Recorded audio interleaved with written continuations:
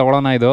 ಸಿಕ್ಸಿ ಎಂಸು fast ಆಗಿ ಹೋಗದ ಬೇಡ ದಮ್ಮಿಲ್ಲ. ಕಾಲಿಡಕ್ಸಲ್ಲ ನನಗೆ ನನ್ನ ಮಗನ್ ನನ್ನ ಅಕ್ಕಡ ಚಿಂಟು ಚಿಕನ್ ಟಿಕ್ಕಾ ಸೆಂಟರ್. 3 ವರ್ಷದಿಂದ ನಾನು ಈ ಗಾಡಿನ ತಗೋಬೇಕು ಅಂತ ಪ್ಲಾನ್ ಮಾಡ್ತಾ ಇದ್ದೆ. ಅಡ್ವೆಂಚರ್ ಅಂತ ತಗೋಬೇಕು ಗುರು. ಒಂದ್ ನಿಮಿಷ ಟರ್ನ್ ಮಾಡ್ಕೊಬಿಡ್ತೀನಿ, ಆಮೇಲೆ ಹೇಳ್ತೀನಿ. रुको जरा ಸಬರ್ ಗುರು. ಅಬ್ಬಿ ವಿಡಿಯೋ देखता है क्या? ಕನ್ನಡ ಬರಲ್ಲ? ಕನ್ನಡ ಹೇಳಿ. ಜೈ Karnataka. Straight to the point ಒಂದು ಮಾತು ಹೇಳ್ಬೇಕು ಅಂದ್ರೆ, ನೀವೇನಾದ್ರೂ 5 ಲಕ್ಷದ ಒಳಗಡೆ ಒಂದು ಅಡ್ವೆಂಚರ್ ಬೈಕ್ ನೋಡ್ತಾ ಇದ್ರೆ ಇದಕ್ಕಿಂತ ಬೆಸ್ಟ್ ಗಾಡಿ ನಿಮ್ಗೆ ಎಲ್ಲೂ ಸಿಗಲ್ಲ. ವಿಸ್ಟಾಮ್ 650 ಅಂತ ಫೈನಲ್ ಆಗಿ ಬುಕ್ ಮಾಡ್ಬಿಟ್ಟು ಬಂದ್ಬಿಟ್ಟಿದೆ. ಸ್ಪೇರ್ಸ್ ಅವೈಲಬಿಲಿಟಿ ಮೈಸೂರಲ್ಲಿ ಸರ್ವಿಸ್ ಮಾಡಿಸೋದು ಸ್ಪೇರ್ಸ್ ಹಿಂಸೆ. ಎರಡನೇದು ಸಿಟಿ ಒಳಗೆ ಓಡ್ಸಕ್ಕಾಗಲ್ಲ, ಗಾಡಿ ತುಂಬಾ ಹೆವಿ. ನಮ್ಮ ಭಾರತದಲ್ಲಿರುವಂತ 600 to 800 cc ಗಾಡಿಗಳಿಗೆ ಟಕ್ಕರ್ ಕೊಡುವಂತ ಬೈಕ್ ಇದು.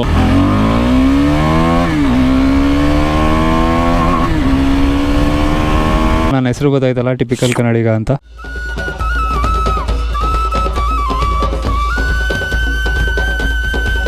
ಈ ಗಾಡಿನ ಟೆಸ್ಟ್ ರೈಡ್ ಮಾಡಬೇಕಾದ್ರೆ ಅಥವಾ ಫಸ್ಟ್ ಟೈಮ್ ಓಡಿಸಿದಾಗ ನೀವು ಒಂದೇನು ಅರ್ಥ ಮಾಡ್ಕೋಬೇಕು ಅಂದ್ರೆ, ಡ್ಯೂಕ್ 390 ಬೇರೆ, RC 390 ಬೇರೆ, ಇದೇ ಬೇರೆ. ಅದ್ರಲ್ಲಿ ಬರುವಂತ ಪವರ್ ಡೆಲಿವರಿನ ಆಗಿರ್ಬೋದು ಅಥವಾ ಅದ್ರಲ್ಲಿ ಇರುವಂತ ಕಿಕ್ನ ಆಗಿರ್ಬೋದು ಈ ಗಾಡಿಗೆ ಕಂಪೇರ್ ಮಾಡಕ್ ಹೋಗ್ಬೇಡಿ. ಇದು ಕೊಡುವಂತ ಕಂಫರ್ಟ್ ಅಲ್ಲಿ 10% ಆ ಎರಡು ಗಾಡಿ ನಿಮ್ಗೆ ಕೊಡೋದಿಲ್ಲ. ಯೂಶಲಿ ಅಡ್ವೆಂಚರ್ 390 ಸೀಟು ತುಂಬಾನೇ ಸಾಫ್ಟ್ ಇರುತ್ತೆ. ಒಂದು ಲಾಂಗ್ ರೈಡ್ ಹೋದ್ಮೇಲೆ ಒಳಗಡೆ ಹೋಗ್ಬಿಡುತ್ತೆ. ಇವರು ಸ್ವಲ್ಪ ಫೋಮ್ ಥಿಕ್ನೆಸ್ ಜಾಸ್ತಿ ಮಾಡಿದ್ದಾರೆ. ಇದು ತುಂಬಾನೇ ಕಂಫರ್ಟಬಲ್ ಆಗಿದೆ. ಇದರಲ್ಲಿ ಇವರು ಒಂದು 20 ಅಡಿ ವಿಂಡ್ ಶೀಲ್ಡ್ ಹಾಕ್ಸಿದ್ದಾರೆ. ಬಟ್ ವಿಂಡ್ ಬ್ಲಾಸ್ಟ್ ಒಂದು ಬರ್ತಾನೆ ಇದೆ, ಏನ್ ಕಮ್ಮಿ ಆಗ್ತಿಲ್ಲ. ಹಿಮಾಲಯನ್ ಆಗಿರ್ಬೋದು ಅಥವಾ ಎಕ್ಸ್ಪಲ್ಸ್ ಆಗಿರ್ಬೋದು ಈ ಗಾಡಿಗೆ ಕಾಂಪಿಟೇಷನ್ ಅಂತ ಹೇಳಕ್ಕಾಗಲ್ಲ. ಅದನ್ನ ಬಿಟ್ರೆ ಬಿನೆಲಿಯಲ್ಲಿ TRK 500 ಇದೆ. ಲಿಟ್ರಲಿ ಒಂದು ಚೈನಾ ಗಾಡಿಗೆ ನೀವು 8 ಲಕ್ಷ ಹಾಕೋ ಬದಲು ಈ ತರ 2 ಗಾಡಿ ತಗೋಬಹುದು. ಇದಕ್ಕೆ ಸ್ಟ್ರೈಟ್ ಆನ್ ಕಾಂಪಿಟೇಷನ್ ಅಂದ್ರೆ BMW GS 310. BMW ನಲ್ಲಿ ಯಾವುದೇ ಕಾರಣಕ್ಕೂ ಈ ಲೆವೆಲ್ ಅಲ್ಲಂತೂ ಪರ್ಫಾರ್ಮೆನ್ಸ್ ಇರಲ್ಲ. ಇಂಜಿನ್ ಪವರ್ ಒಂದು ತೂಕ ಆದ್ರೆ ಇದರಲ್ಲಿರೋ ಫೀಚರ್ ಗಳ ಇನ್ನೊಂದು ತೂಕ. ಈ ಗಾಡಿನಲ್ಲಿ ಎಲ್ಲರೂ ಕಣ್ಣು ಫಸ್ಟ್ ಹೋಗೋದು ಇದ್ರ TFT ಡಿಸ್ಪ್ಲೇ ಮೇಲೆ. ತುಂಬಾನೇ ಫೀಚರ್ಸ್ ಇದೆ, ಅದೆಲ್ಲ ಎಕ್ಸ್ಪ್ಲೈನ್ ಮಾಡಕ್ಕೆ ಒಂದು ವಿಡಿಯೋ ಬೇಕು. ಇಷ್ಟೆಲ್ಲ ಡೀಪ್ ಆಗಿ ಹೇಳ್ಬಿಟ್ರೆ ಯಾವನ್ಗೂ ಅರ್ಥ ಆಗಲ್ಲ. ಆದ್ರೂ ಟೆಕ್ನಿಕಲ್ ಆಗಿ ಏನು ನೀನ್ ಹೇಳಲ್ಲ ಅಂತಾರೆ. ಟೆಕ್ನಿಕಲ್ ಆಗಿ ಒಂದು ಎಪಿಸೋಡ್ ಮಾಡ್ಬಿಡೋಣ. ಕಂಪ್ಲೀಟ್ ಟೆಕ್ನಿಕಲ್ ಸಕ್ಕದಾಗಿದೆ, ಸೈಕ್ ಆಗಿದೆ, ಮಂಕ್ ಆಗ್ಬಿಡ್ತೀರಾ, ಇದೇನು ಹೇಳಲ್ಲ. ಎಲ್ಲ ಡಿಕ್ಷನರಿ ಹಿಡ್ಕೊ ಕುತ್ಕೋಬೇಕು ಅವರು. ಟ್ರಾಕ್ಷನ್ ಕಂಟ್ರೋಲ್ ಇದೆ, ಸ್ವಿಚಬಲ್ ABS ಇದೆ, ರೈಡಿಂಗ್ ಮೋಡ್ಸ್ ಇದೆ, ಕಾರ್ನರಿಂಗ್ ABS ಇದೆ, ಅದೇ ತರ ವ್ಯಾಪ್ ಸಿಸ್ಟಮ್ ಇದೆ. ವೈರ್ ಇಲ್ಲ, ಬಟ್ ಥ್ರಾಟಲ್ ಬೈ ವೈರ್ ಅಂತ ಏನಕ್ಕೆ ಅಂದ್ರೆ ಸೆನ್ಸರ್ ಆಗಿರ್ತಾರೆ. ಬಟರ್ಫ್ಲೈ ವಾಲ್ವ್ಸ್ ಓಪನ್ ಆಗುತ್ತೆ. ನೀವು ಎಷ್ಟು ಥ್ರಾಟಲ್ ಮಾಡ್ತೀರಾ ಅಷ್ಟು ಥ್ರಾಟಲ್ ಹಿಂಗೆ ಓಪನ್ ಕ್ಲೋಸ್ ಆಯ್ತದೆ. ಮುಂದೆ ಒಂಚೂರು ರಾಟ್ಲಿಂಗ್ ಇದೆ. ನನಗನ್ಸೋ ಪ್ರಕಾರ ಸ್ಪೀಡೋಮೀಟರ್ ಅಲ್ಲಿ ರಬ್ಬರ್ ಮೌಂಟಿಂಗ್ ಕೊಟ್ಟಿಲ್ಲ, ಅದಕ್ಕೋಸ್ಕರ ರಾಟಲ್ ಆಗ್ತಾ ಇದೆ. ಈ ಗಾಡಿ owner Preetham actually automobile engineering ಮಾಡಿರೋದು. ಅವ್ರಿಗೆ ಪ್ರತಿಯೊಂದು ನಟ್ಟು ಬೋಲ್ಟ್ ಇಂದ ಹಿಡಿದು ಒಂದೊಂದು ವೈರ್ ಎಲೆಕ್ಟ್ರಾನಿಕ್ಸ್ ಬಗ್ಗೆನೂ ಗೊತ್ತು. ಹಳೇದೊಂದು ಆಕ್ಟಿವಾ ಒಂದು 15 years ಆಗಿದೆ ಗಾಡಿ. ಫ್ರೆಂಡ್ ನಂಗೆ ಡೊನೇಟ್ ಮಾಡ್ದ, ಕಿರಣ್ ಅಂತ.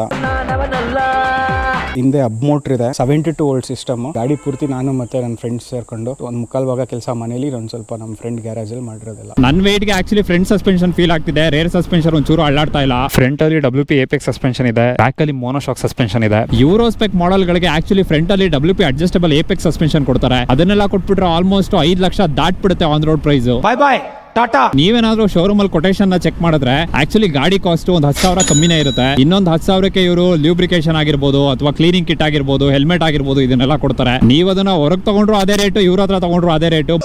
ಆದ್ರೆ ನೀವು ಹೆಲ್ಮೆಟ್ ಗಳನ್ನ ಹೊರಗಡೆ ತಗೊಂಡ್ರೆ ನಿಮ್ಗೆ ಯಾವ್ದು ಬೇಕು ಅದನ್ನ ತಗೋಬಹುದು. ಇಲ್ಲಿ ಇವರು LS2 ಹೆಲ್ಮೆಟ್ ಗಳನ್ನ ಕೊಡೋದು.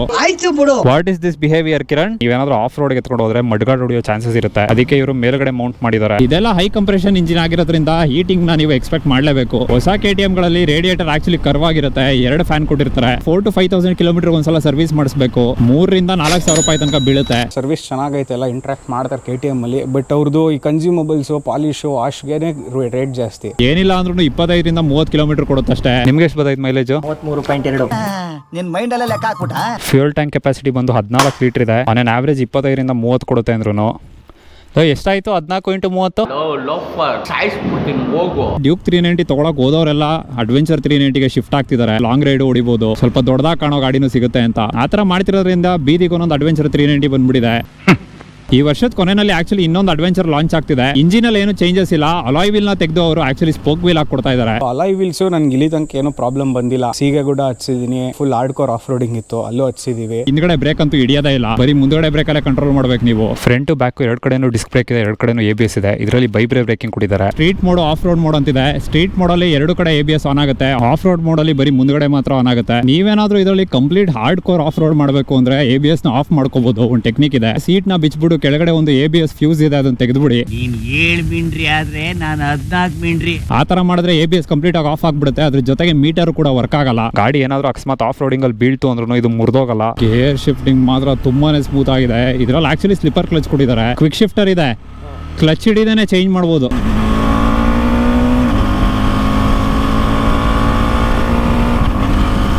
ನೋಡಿ ಗಾಬರ ಆಗೋಯ್ತು ನನಗೆ. ಕ್ಲಚ್ ಮತ್ತೆ ಬ್ರೇಕ್ ಲೆವರ್ ಎರಡು ಅಡ್ಜಸ್ಟಬಲ್ ಕೊಟ್ಟಿದ್ದಾರೆ. ಪುಷ್ ಮಾಡು ಹಿಂಗ ಹಾಕು, ಪುಷ್ ಮಾಡು ಹಿಂಗ ಹಾಕು. KTM ಕಣ, ನಮ್ ರಾಯಲ್ ಎನ್ಫೀಲ್ಡ್ ಆಗ್ರೆ ಹಿಂಗ್ ನುಲ್ಚ್ಕೊಂಡ್ರೆ ತಿರುಗ್ಬಿಡ್ತದೆ, ನುಲ್ಚಿದ್ರೆ ಕೈಗೆ ಬಂದ್ಬಿಡ್ತದೆ ಅದು. ಸುಮಾರು ಯೂಟ್ಯೂಬರ್ಸ್ ಅಡ್ವೆಂಚರ್ 390 ಇಟ್ಕೊಂಡಿದ್ದಾರೆ, ಕನ್ನಡದಲ್ಲಿ ಆಗಿರ್ಬೋದು ಅಥವಾ ಹಿಂದಿನಲ್ಲಿ ಆಗಿರ್ಬೋದು. ಅದಕ್ಕೆ ಮೇನ್ ರೀಸನ್ ಏನು ಅಂದ್ರೆ ಈ ಗಾಡಿ ತುಂಬಾನೇ ವರ್ಸಟೈಲ್ ಆಗಿದೆ. ಸಿಟಿನಲ್ಲಾದ್ರೂ ಓಡಾಡಿಸಿ, ಹೈವೇನಲ್ಲಾದ್ರೂ ಓಡಾಡಿಸಿ, ಲೈಟ್ ಆಗಿ ಆಫ್ ರೋಡ್ ಆದ್ರೂ ಮಾಡಿ. ಫ್ರಂಟ್ ಅಲ್ಲಿ 100 ಸೆಕ್ಷನ್ 19 ಇಂಚ್ ವೀಲ್ ಇದೆ, ಹಿಂದ್ಗಡೆ 130 ಸೆಕ್ಷನ್ 17 ಇಂಚ್ ವೀಲ್ ಇದೆ. ನೋಡಕ್ಕೆ ದೊಡ್ಡ ಗಾಡಿ ಆಗಿದ್ರು ಈಸಿಯಾಗಿ ಊಟ ತಗೋಬಿಟ್ಟೆ. ಅಂದ್ರೆ ನನ್ನ ಹೈಟ್ ಡಿಪೆಂಡ್ ಆಗುತ್ತೆ. ನಮ್ ಟಿಪಿಕಲ್ ತರ ಕುಳ್ಕೊಳ್ಳಕ್ಕಿದ್ರೆ ಶೂಟ್ ಮಾಡ್ಬೇಕಾ. 855mm ಸೀಟ್ ಹೈಟ್ ಇರೋದು, ಒಂದ್ ಕಾಲ್ ಮಾತ್ರ ಫ್ಲಾಟ್ ಫುಟ್ ಮಾಡ್ಬೋದು, ಇನ್ನೊಂದ್ ಕಾಲ್ ಗಾಡಿ ಮೇಲೆ ಹಾಕೋಬೇಕು. ರೈಡಿಂಗ್ ಎಕ್ಸ್ಪೀರಿಯನ್ಸ್ ಅಂತ ಬಂದ್ರೆ ಕಂಫರ್ಟಬಲ್ ಆಗಿದೆ, ಆರಾಮಾಗಿ ನುಗ್ಗುತ್ತೆ ಗಾಡಿ ನೋಡಿ.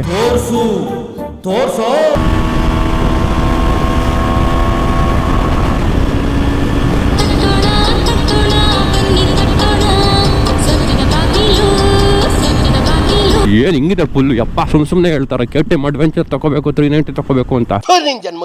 ಗಾಡಿ ಡಿಸೈನ್ ಸಬ್ಜೆಕ್ಟಿವ್ ಅಂತಾನೆ ಹೇಳ್ಬೋದು. ಎಷ್ಟೊಂದ್ ಜನಕ್ಕೆ ಇಷ್ಟ ಆಗುತ್ತೆ, ಎಷ್ಟೊಂದ್ ಜನಕ್ಕೆ ಇಷ್ಟ ಆಗಲ್ಲ. ಆದ್ರೆ ಎಕ್ಸಾಸ್ಟ್ ಮಾತ್ರ ಕಚ್ಚಡವಾಗಿ ಕೊಟ್ಬಿಟ್ಟಿದ್ದಾರೆ ಗುರು. ಸೈಡ್ ಇಂದ ನೋಡಿದ್ರೆ ಯಾವ್ದೋ ಒಂದು ಸೀಮೆ ಎಣ್ಣೆ ಕ್ಯಾನ್ ತರ ಇದೆ.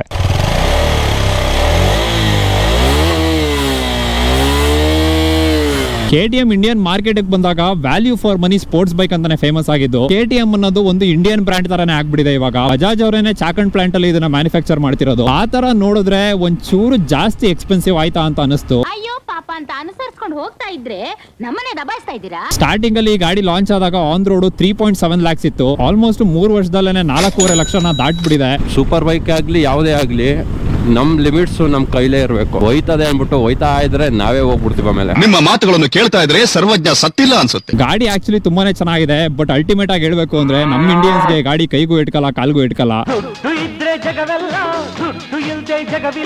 ನೀವೆಲ್ಲ ನಗರದವ್ರ, ಇಲ್ಲಿ ಕುತ್ಕೋತಿ ಅಲ್ಲಿ ಕುತ್ಕೋದ್ಯಾ, ಸೇರ್ಕೊಬಿಟ್ಟ ಅವ್ರ ಜೊತೆ. ಹೊಸ ಚಾನಲ್ ಸ್ಟಾರ್ಟ್ ಮಾಡ್ತಾವ್ರೆ ನಾನು ಆಪೋಸಿಟ್. ಈ ಫ್ರೇಮ್ ಪೂರಾ ಹೊಸದು. ಇದು Pulsar 200 NS carburettor, uni free flow air filter ಉಂಟು. ಪೂರ್ತಿ ಗಾಡಿ ನಾವೇ ಮಾಡಿರೋದ್ರಿಂದ ಖರ್ಚು ಕಡಿಮೆ. ಶೋರೂಮ್ ಅಲ್ಲಿ ಬರೋ ಗಾಡಿಗಿಂತ ಮಸ್ತ್ ಆಗಿದೆ, ಪಕ್ಕಾ ಸ್ಕ್ರಾಂಬ್ಲರ್ ಗಾಡಿ ಗುರು. ಬೆಂಗಳೂರಲ್ಲಿ ನಾಯಿ ಹಿಂಗೆ ಕೈ ಸಾರಕ್ ಹೋದೆ, ಹಿಂಗೆ ಬಾಯ್ ಹಾಕ್ಬಿಡ್ತಾ, ಕೈ ಮುಟ್ಟಕ್ ಹೋಗಿ ಏನೋ ಮುಟ್ಬಿಟ್ಟಿದೀರ, ಅದಕ್ಕೆ ನಮಗೆಲ್ಲ ಗೊತ್ತಾಗೋಯ್ತು. ಕಾಯಿ ಹಣ್ಣಾದಾಗ ದಪ್ಪ ಆಯ್ತದೆ. ಅಯ್ಯೋ ನಿಮ್ಗೆ ಹೆಂಗಪ್ಪ ಕಾಯಿ ಹಣ್ಣ ದಪ್ಪ ಆಯ್ತದ ಕಣೋ. ಏನು ಅವಾಗ ಇನ್ನು ಬಲ್ಕೋತದೆ. ಬಾಳೆಹಣ್ಣು ತಗೊಳಕ್ ಹೋಯ್ತಿವಲ್ಲ, ನಾವ್ ಹಣ್ಣಾಗಿದ್ಯಾ ಅಂತ ಹೋಗ್ತೀವಿ. ಬಾಳೆಹಣ್ಣ ಏನಂತಾರೆ ಹೇಳಿ, ನನ್ ಬಾಳೆಹಣ್ಣು ಯಾಕೋ ಹೋಗ್ತೀಯ ಅಂತಾರ ಅವರು. ಅದಿ ಕಾಸು ಕೊಟ್ಟಾದ್ಮೇಲೆ ಹೋಗ್ತೀಯಾ, ಇವ್ರು ಕಾಸು ಕೊಡಕ್ ಮುಂಚೆನೆ ಹೋಗ್ತಾರೆ. ಅದಕ್ಕೆ ಎಲ್ಲ ಡಬಲ್ ಮೀನಿಂಗ್ ಸರ್, ಇದು ಡಬಲ್ ಮೀನಿಂಗ್. ಬೇಕಿರೋದೇ ಅದು ಆಯ್ತಾ ಕಂಟೆಂಟ್ ಫ್ರೆಂಡ್ಸ್. ಅವನು ಸಾಚ ಅನ್ಕೋಬಿಡಿ.